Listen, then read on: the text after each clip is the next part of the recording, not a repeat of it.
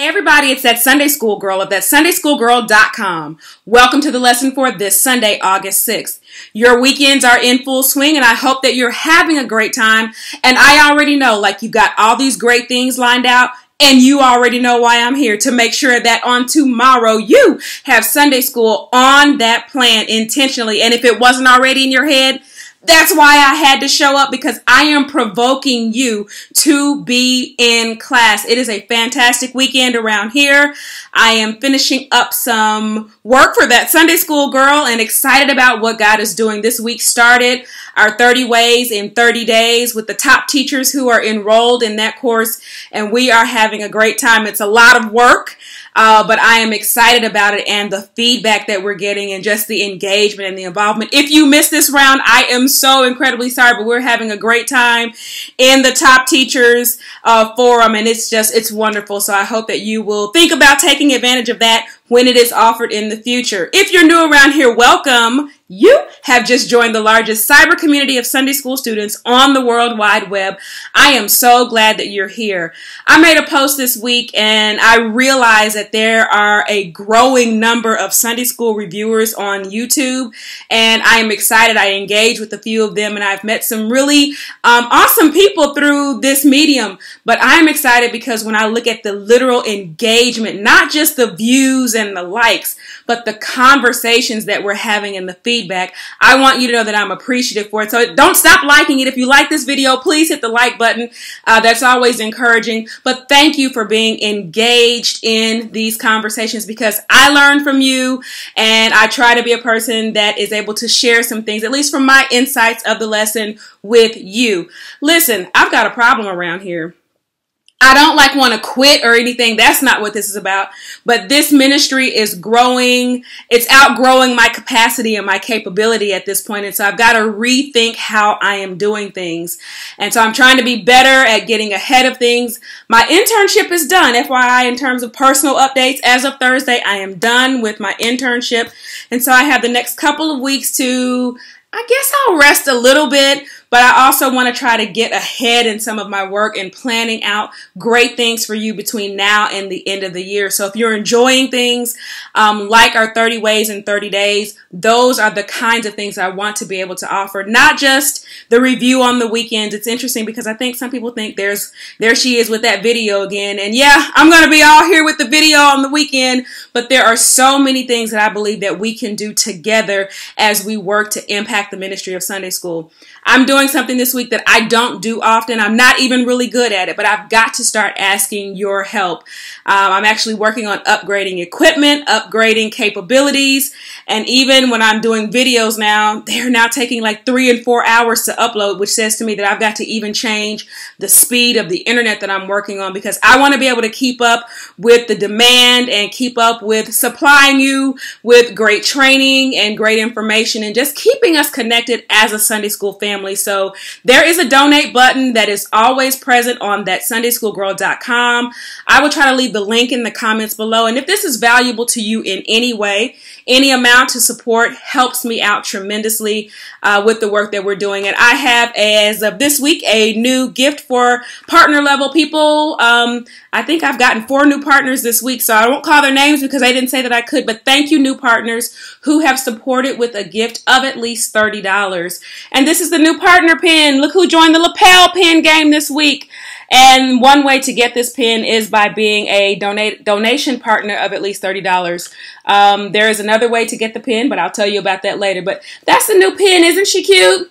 And I'm going to work on a series of pins that will come out over time because I think they're fun. So I'm always looking at new and fun things to expand how we share our love of Sunday school. So done with that. That was the uncomfortable part. Let me remind you, it is first Sunday in August. Our books are about to run out. All of us have like 4 lessons remaining. Whether you use your commentary or whether you use a book, you've got 4 weeks remaining, and it's time for us to start ordering our new material. So I already have one of my commentaries for 2017-2018. That's the Church of God in Christ commentary. That's my mom's. It's a gift. That's why it's the large print.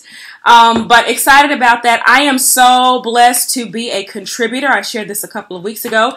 But if I can find it, for the opening quarter, I am a contributing writer for that, and you can take a look at that if you happen to order this commentary.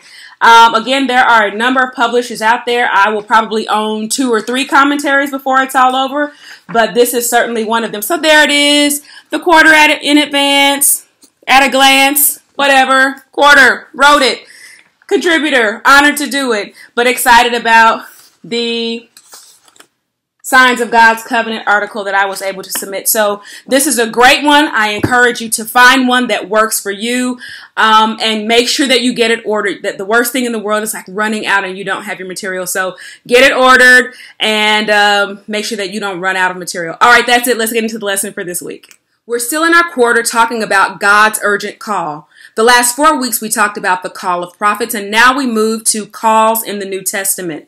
Our lesson this week is Call to Witness. Our Bible basis is Acts chapter 6, verses 1 through 7.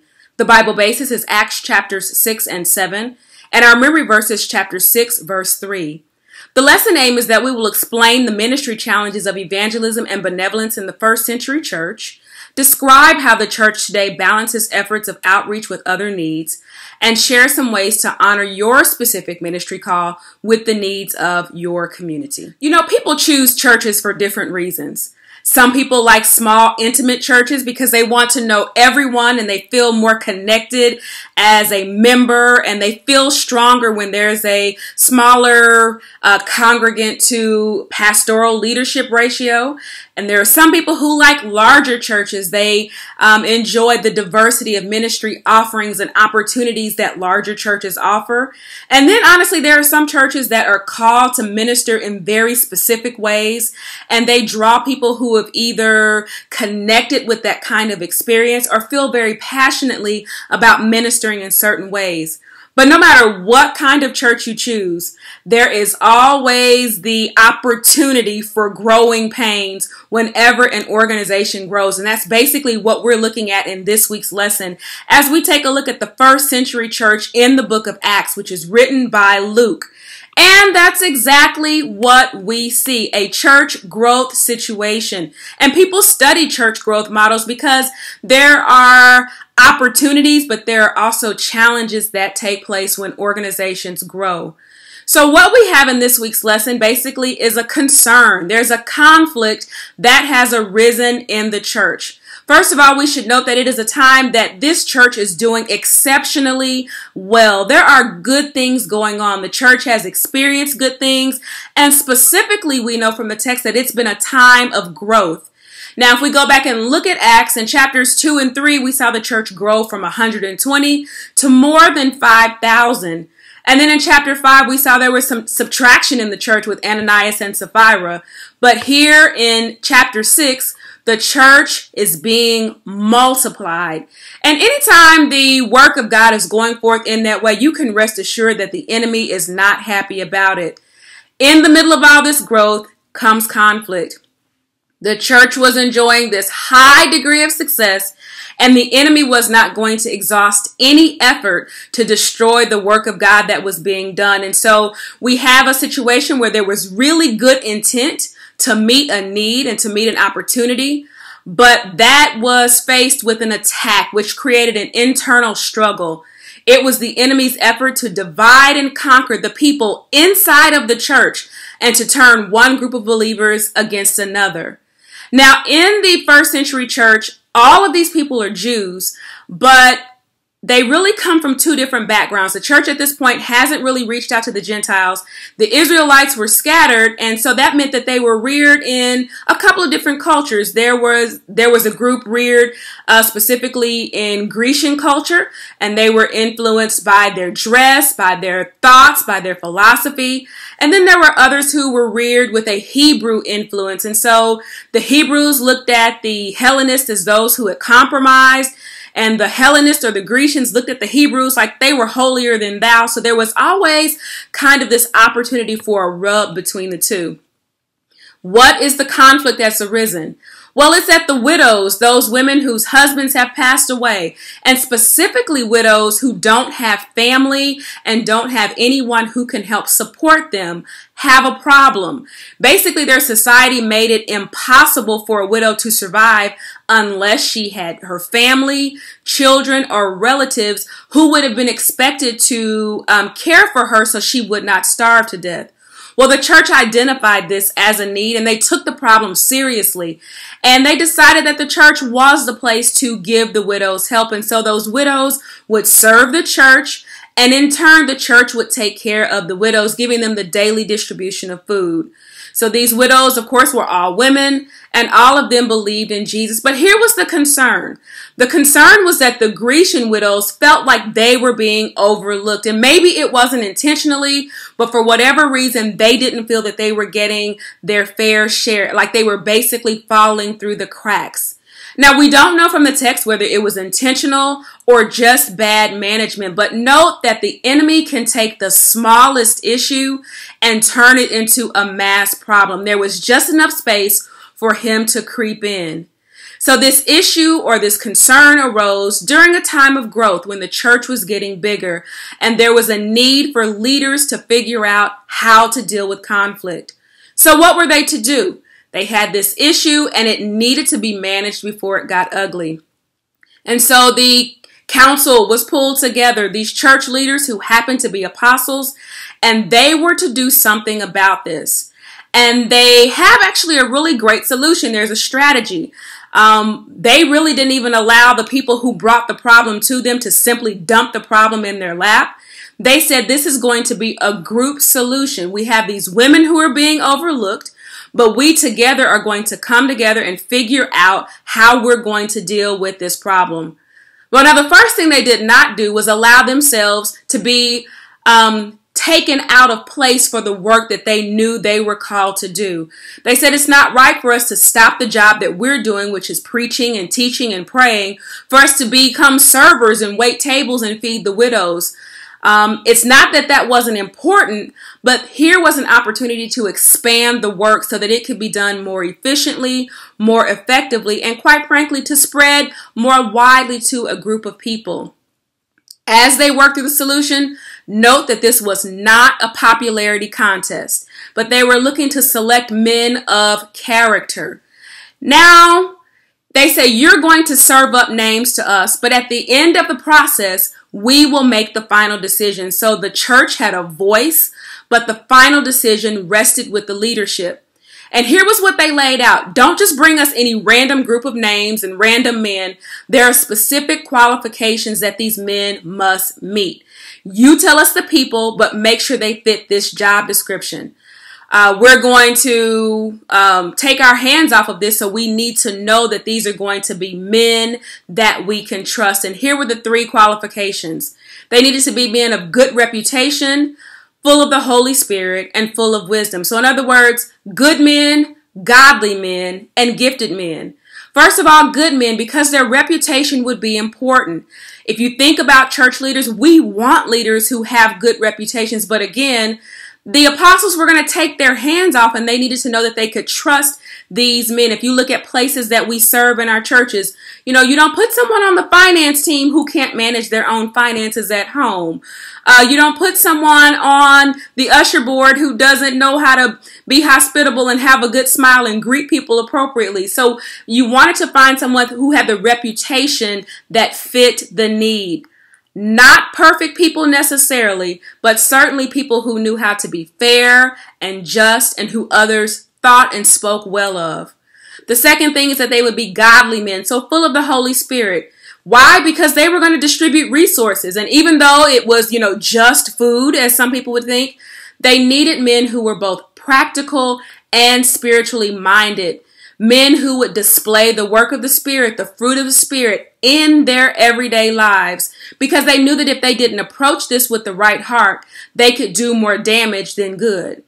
Lastly, gifted men who were full of wisdom, because they needed to be able to deal with this challenge, with conflict, and not being able to deal with the challenge in a godly way would only further divide the church. So they needed people who could make peace and not tear things up into more pieces. And so anytime you're dealing with people, you need the wisdom of God to work through issues. And so these men were selected. And if you look at the names of these men, and they're printed in your text, all of these men have Grecian names except Nicholas, who was a convert. And the Grecian Jews were actually the ones who were bringing the complaint. So in a sense, there is a sensitivity that was shown to the issue. But more than anything, it minimized the concern that these men would be playing favorites in any way. Note here that these men were chosen for what seems to be a small opportunity, distributing food, basically servers. But each of these men went on to do something great in ministry. So you should note that small opportunities can lead to big ministry. If you keep reading in chapter 6, you'll learn more about Stephen, who ultimately becomes the first martyr, the first Christian martyr. And he started out waiting tables. Philip expands the gospel through Samaria and later has daughters who are filled with the gift of prophecy.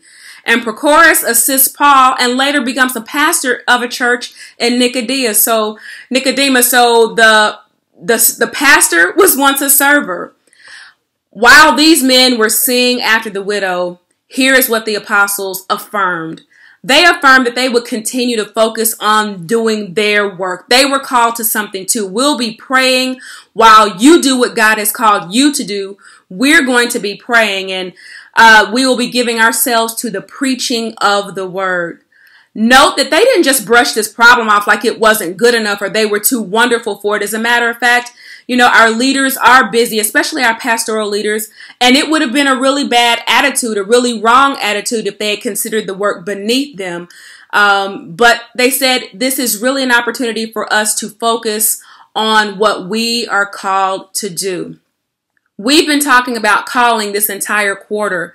What is a calling? It is that thing that you are uniquely called to do.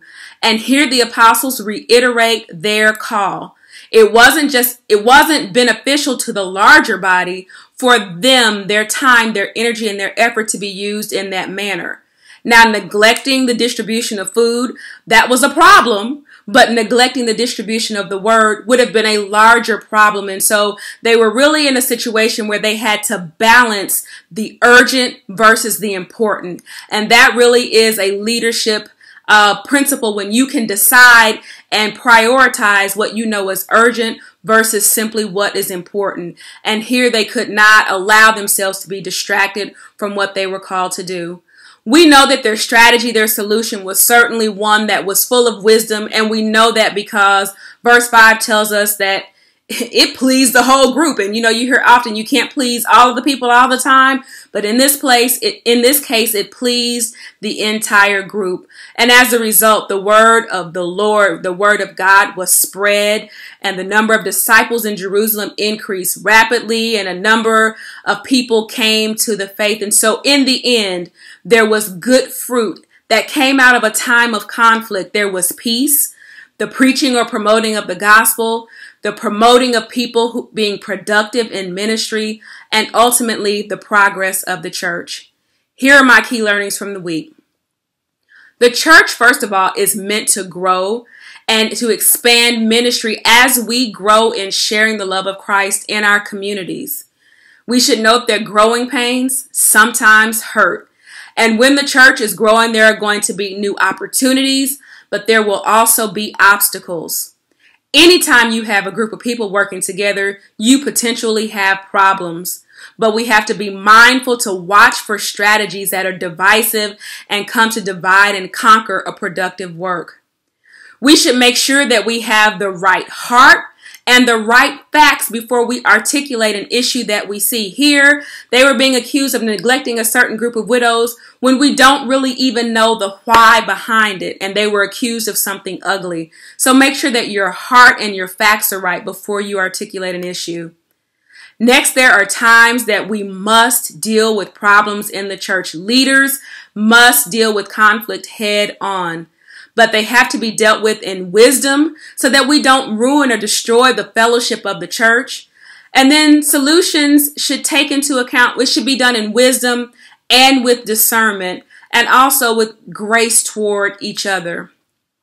When we look around at our communities, we will not be exhausted with ways that we can help others. And you'll look out and you'll see ways that you can make a contribution. But whatever we do and however we serve, the importance of integrity and leadership will always be clear. God is looking for leaders who are of good reputation, leaders who are full of the Spirit, leaders who are full of wisdom. I happen to be a church administrator, and that's really what you see in this group of men, is a group of administration and organization. But here's one thing to note. God called everyone to do something, but he did not call any one person to be all things in the church. And so there is something for everyone to do, and leaders must learn to delegate. The mark of a great leader is not that you can do it all, not that your slate is always full, but that you develop a system that works, that meets the need of the people, and more importantly, one that is sustainable after you're gone. Lastly, I note this. I say often that we're at no shortage of good ideas in the church. People come all the time with things the church should be doing and needs the church should be meeting. But when you turn around and ask them where they're willing to plug in and be a part of that, most people are like, oh no, not me, I'm not called to that.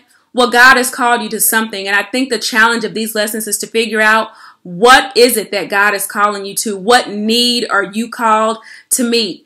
And we should get busy about being in those areas that God has called us to serve. You know, some of the best ministries are birthed out of the heart, the things that our hearts and our eyes see that need to be met. So that's the lesson for this week. I hope it was helpful to you in some way. Leave me comments below on things that you got out of the lesson. And hey, I'm going to run. I hope you have a super fantastic weekend, and I will see you in Sunday school. Be well. Bye-bye.